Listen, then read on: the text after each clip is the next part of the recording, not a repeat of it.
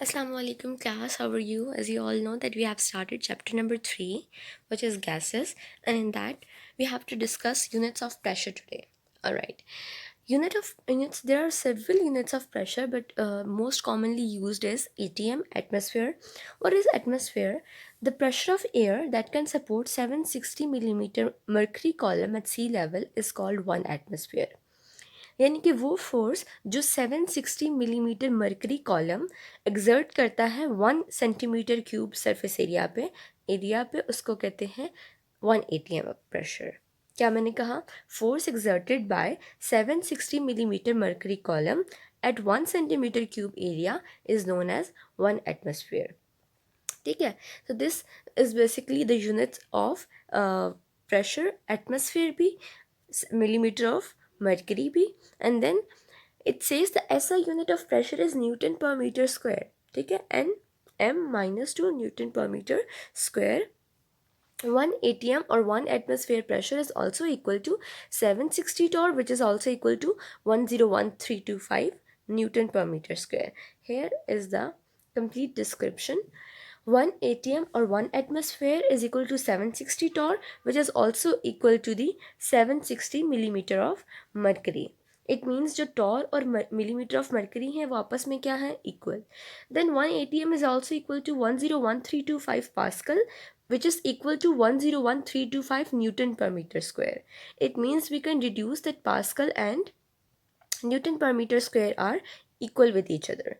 Then 1 ATM is equal to 14.7 pounds per square inch. Pounds per square inch is basically the unit that is used by engineers, and then 1 ATM is equal to 1013.25 millibar. Millibar is the unit that is used by meteorologist. Meteorologist वो होते हैं जो weather forecasting करते हैं हमारे लिए, तो वो जब pressure को study करते हैं तो they study in millibars. Alright.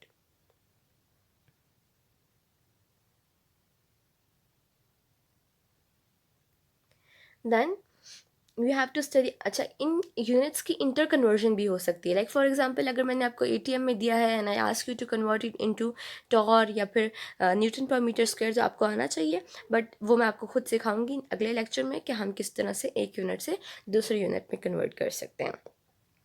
Now coming to the gas laws. आपको पता है हमारी जो क्वांटिटीज़ हम डिस्कस करते हैं गैसेस की, they usually temperature, pressure, volume and number of moles और क्वांटिटी ऑफ गैस. ये जो सारी मैंने आपको चीज़ें बताई हैं, बेसिकली अगर मैं टेम्परेचर चेंज करूँ तो आपको लगता है कि वॉल्यूम चेंज होगा, या मैं प्रेशर चेंज करूँ तो आपको लगता है वॉल्यूम चेंज होगा. ये सारी मैंने आपको क्वांटिटीज़ बताई हैं, they are interdependent upon one another. अगर मैं टेम्परेचर, प्रेशर चेंज करूँ तो वॉल्यूम अफेक्ट होगा गैस का. अगर मैं नंबर ऑफ मोल्स चेंज करूँ तब भी वॉल्यूम अफेक्ट होगा गैस का. तो बेसिकली जो गैस लॉज हैं वो हमें बताते हैं ये किस तरह से डिफरेंट कंडीशंस पे हमारे पास वॉल्यूम जो है वो चेंज होता है, या वॉल्यूम का डिफरेंट कंडीशंस के साथ क्या रिलेशनशिप है, वॉल्यूम का अमाउंट ऑफ गैस के साथ क्या रिलेशन है, टेम्परेचर के साथ क्या रिलेशन है, प्रेशर के साथ क्या रिलेशन है. ये सारे रिलेशनशिप्स हमें बताते हैं गैस लॉज. और वो किसने दिए थे हमें?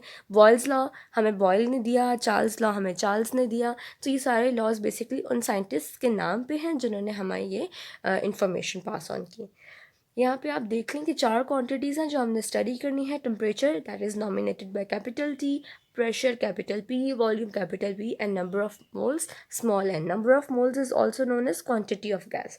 तो ये चारों हमने स्टडी करनी है अपने गैस लॉज में. The first one is Boyle's law. In Boyle's law it says जो प्रेशर और वॉल्यूम है वो वेरिएबल्स हैं, यानी कि अब वो चेंज होंगे, but the two quantities temperature and quantity of gas will remain constant.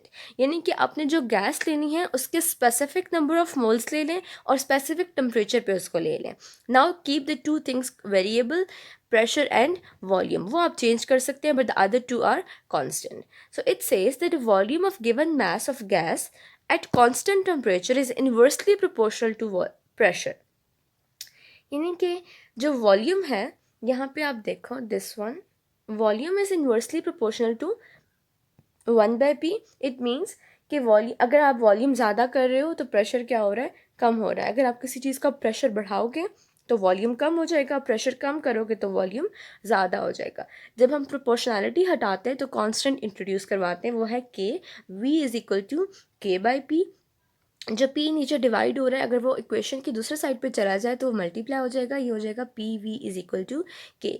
यानी कि प्रेशर और वॉल्यूम का जो प्रोडक्ट है at constant temperature and n, वो हमेशा क्या रहता है, कांस्टेंट। के का मतलब होता है constant, so P V product always remains constant at given temperature and at given quantity of gases. All right, so यहाँ से हमें दूसरी स्टेटमेंट मिल गई, the product of pressure and volume of fixed amount of gas at constant temperature is constant quantity. So अगर मैं दो different conditions ले रही हूँ, so first condition will be condition number 1, second condition will be condition number 2। First condition पे जो मैंने study किया, तो वो जो आंसर आएगा मेरे पास या जो इक्वेशन आएगी वो होगी P1V1, यानी कि pressure at condition 1 and volume at condition 1, इन दोनों का प्रोडक्ट क्या है, कांस्टेंट। ठीक है, this one. And at second condition जो प्रेशर था वो P2 था और वॉल्यूम जो था वो भी V2 था, तो वो जो इक्वेशन आएगी वो होगी P2V2 is equal to K। So as you can see both are equal to K, it means आपस में भी दोनों क्या होंगी, इक्वल होंगी। तो हम कह सकते हैं P1V1 is equal to P2V2। Alright, what is the experimental verification of Boyle's law. आप तीनों ज़रा डायग्राम्स देखें। फर्स्ट डायग्राम में 2 atm प्रेशर है, यहाँ पे दिया हुआ है प्रेशर और यहाँ पे दिया हुआ है वॉल्यूम। ठीक है, प्रेशर कितना है 2 atm और वॉल्यूम है 1 डेसीमीटर क्यूब। सेकंड डायग्राम में हमने प्रेशर ज़्यादा कर दिया 4 atm और वॉल्यूम कितना हो गया, इट रिड्यूस टू हाफ। इसका मतलब वॉल्यूम क्या हो गया, कम हो गया। प्रेशर बढ़ा रहे हैं ना ऊपर से, और वो पिस्टन जो था वो मूवेबल था, यानी कि वो मूव हो रहा है। थर्ड डायग्राम में मैंने और प्रेशर बढ़ा दिया 6 atm और मेरा वॉल्यूम रह गया 1/3। अब हम क्या करते हैं, पी वी प्रोडक्ट निकाल देते हैं। पहली डायग्राम के लिए वो हो जाएगा P1V1, दूसरे के लिए P2V2 और तीसरी के लिए P3V3। ठीक है, तो हमें पता चलेगा कि हमारे पास वेरीफाई हो रहा है बॉयल्स लॉ या नहीं। No come over here, P1V1 तो था 2 atm प्रेशर और 1 डेसीमीटर क्यूब वॉल्यूम, आंसर आया 2। P2V2 4 atm प्रेशर था, हाफ डेसीमीटर क्यूब वॉल्यूम था, आंसर भी क्या आया 2।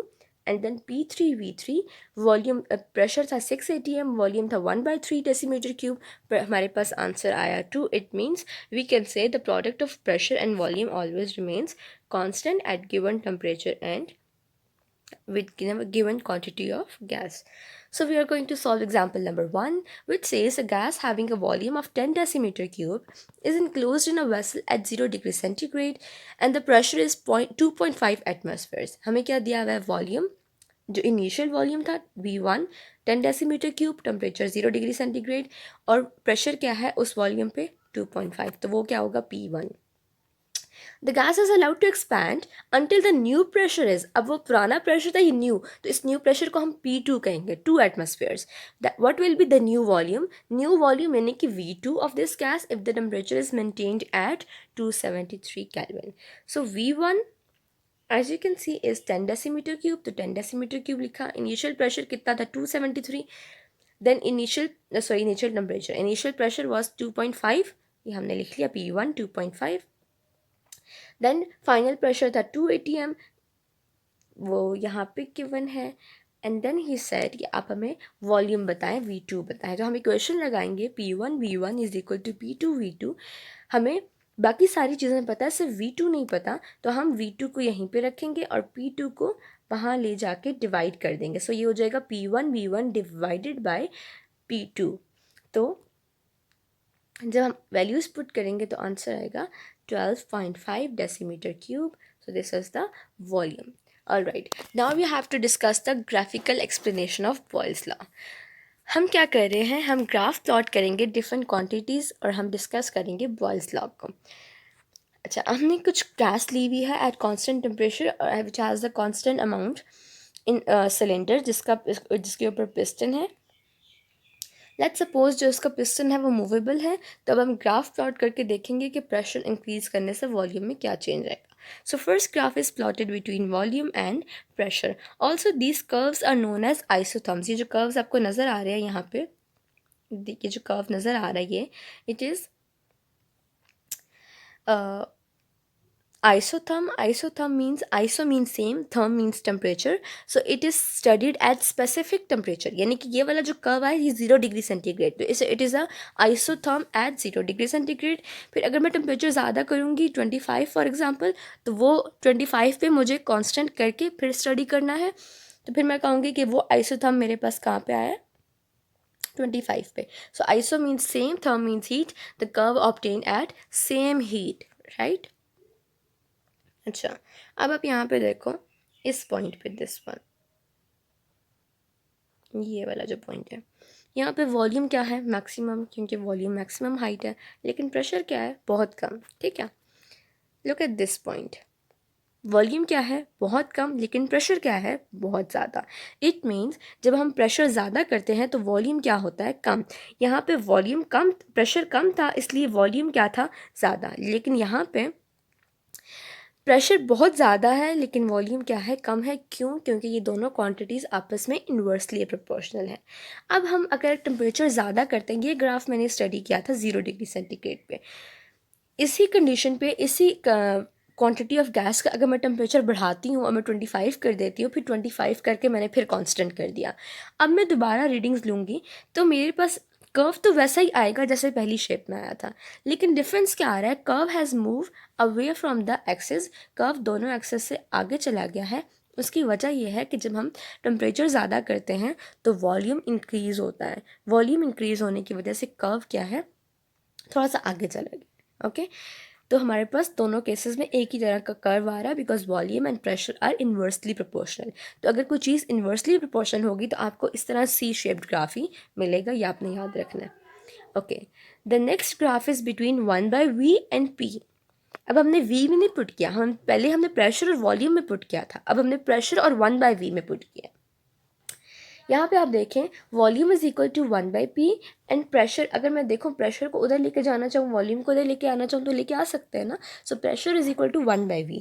प्रेशर एंड वॉल्यूम, प्रेशर और वॉल्यूम तो हमारे पास इन्वर्सली प्रोपोर्शनल है, वो तो क्लियर है. लेकिन प्रेशर और 1/v वो दोनों आपस में क्या है, डायरेक्टली प्रोपोर्शनल. प्रेशर v के इन्वर्सली प्रोपोर्शनल है, लेकिन प्रेशर 1/v के डायरेक्टली प्रोपोर्शनल है. ठीक है, सो हमने जब ग्राफ प्लॉट करना है वो दो ऐसी क्वांटिटीज़ में प्लॉट करना है जो डायरेक्टली प्रोपोर्शनल है, प्रेशर एंड 1/v. सो जब हम ऐसी क्वांटिटीज़ में ग्राफ प्लॉट करते हैं which are directly proportional to each other, तो हमारा स्ट्रेट लाइन ग्राफ आता है जो ओरिजिन से आगे जा रहा होता है. तो आप देख सकते हो कि हमारे पास स्ट्रेट लाइन ग्राफ है, ठीक है, जो ओरिजिन से मूव करके आगे जा रहा है. अब हमारे पास दो तरह की ग्राफ्स हैं, T1 एंड T2. तो वही बात है कि T2 हायर टेम्परेचर था, इसलिए जो हमारा ग्राफ है वो वॉल्यूम एक्सेस से थोड़ा आगे या अवे मूव कर गया है. अब हमारे पास स्ट्रेट लाइन क्यों आई है, क्योंकि ये दोनों क्वांटिटीज़ बहुत डायरेक्टली प्रोपोर्शनल है. और आप देखो जब प्रेशर बहुत कम है, when it is near close to zero, close to zero का मतलब है बहुत ज़्यादा कम, तो उस टाइम आप क्या एक्सपेक्ट करते हैं कि वॉल्यूम कितना होगा, बहुत ज़्यादा होगा. क्यों? क्योंकि प्रेशर और वॉल्यूम इन्वर्सली प्रोपोर्शनल है. तो जब प्रेशर कम है तो वॉल्यूम क्या होना चाहिए, बहुत ज़्यादा. ठीक है, लेकिन अगर वॉल्यूम बहुत ज़्यादा है तो यहाँ पे वॉल्यूम है डिनोमिनेटर में, तो जो चीज़ अगर बड़ी वैल्यू डिनोमिनेटर में चली जाए तो ओवरऑल आंसर क्या हो जाता है, कम हो जाता है. इसका मतलब ये है this quantity 1/v because of huge volume 1/v बहुत कम हो जाती है. ठीक है, तो वो भी क्या हो जाती है, nearly zero. What I said, at बहुत at very very low pressure the volume is very high, right. If the volume is very high then the inverse of volume, अगर मैं फॉर एग्जाम्पल अगर मेरा वॉल्यूम है 100 decimetre cube, तो 1/100 हो जाएगा 0.01. अगर मेरा वॉल्यूम है 1000 डेसीमीटर क्यूब तो मेरा वॉल्यूम हो जाएगा 0.001. ठीक है, इसी तरह अगर मैं वॉल्यूम बढ़ाती जाऊँ तो ये वाली 1/v क्वांटिटी क्या होती जाएगी, कम होती जाएगी. तो अगर मेरा वॉल्यूम बहुत मैक्सिमम है तो 1/v बहुत मिनिमम हो जाएगी. इट मीन्स जब प्रेशर कम होगा वॉल्यूम इतना हाई हो जाएगा कि 1/v विल अप्रोच ज़ीरो. ठीक है, तो क्योंकि प्रेशर और 1/v डायरेक्टली प्रोपोर्शनल है, तो अगर एक चीज़ कम होगी तो दूसरी ऑटोमेटिकली कम हो जाएगी. सो अगर प्रेशर नियरली ज़ीरो है तो 1/v भी क्या हो जाएगा, नियरली ज़ीरो हो जाएगा. This I am trying to explain. और दूसरी बात ये कि हमने दो ग्राफ प्लॉट किए, एक T2 एक T1. T2 was higher temperature, तो वॉल्यूम ज़्यादा होने की वजह से at high temperature the graph has moved away from the volume axis. The last graph is between P V is equal to K and P. दो quantities हैं, P V is equal to K, ठीक है, and और pressure के दरमियान। आपको पता है P V is equal to K हमेशा कांस्टेंट रहता है। तो ऐसी चीज़ें जो हमेशा कांस्टेंट रहती हैं उनके लिए इस तरह का ग्राफ आता है। ये वाली स्ट्रेट लाइन आती है which is parallel to one axis. अच्छा, अब क्या है, अगर मैं प्रेशर ज़्यादा करती जाऊँ तो मेरे पास पी वी को चेंज होना चाहिए ना, प्रेशर ज़्यादा हो रहा है। लेकिन प्रेशर ज़्यादा होने के साथ साथ वॉल्यूम क्या होता है, कम होता जाता है। एक चीज़ ज़्यादा हो रही है और दूसरी चीज़ क्या हो रही है, कम। So P V always remains constant. If P V is always constant then we will get a straight line that is parallel to pressure axis. Also अगर मैं इस ग्राफ का टेम्परेचर ज़्यादा करूँ तो मे बी माई लाइन जो यहाँ पे आपको नज़र आ रही है वो शायद थोड़ी सी ऊपर चली जाए, यहाँ पे आ जाए, क्योंकि टेम्परेचर चेंज करने से क्या होगा, वॉल्यूम ज़्यादा हो जाएगा। So you'll always get a straight line, PV is equal to K when you plot a graph between PV is equal to K and P. Why will you get the straight line? Because PV always remains constant. आप pressure की condition जितनी मर्जी change कर ले, क्योंकि जैसे ही आप pressure change करते हैं वॉल्यूम ऑटोमेटिकली चेंज हो जाता है। It means the pressure volume thing will always remain constant. इसलिए आपको ग्राफ भी क्या मिलेगा, स्ट्रेट लाइन ग्राफ मिलेगा विच शोज़। अब देखिए स्ट्रेट लाइन का मतलब क्या है, ये जो प्रेशर था यहाँ पे समझो 1 ATM, तो हमारे पास पी वी की वैल्यू क्या थी, ये कांस्टेंट, इतनी वैल्यू। प्रेशर मैंने ज़्यादा किया फिर भी क्या वैल्यू है पी वी की, कांस्टेंट। प्रेशर मैंने और ज़्यादा किया, still P V remains constant. इसका मतलब है प्रेशर ज़्यादा करने से पी वी वाली लाइन पे कोई फ़र्क नहीं पड़ रहा। So that's all for today. इंशाल्लाह कल हम चार्ल्स लॉ डिस्कस करेंगे। अल्लाह हाफिज़।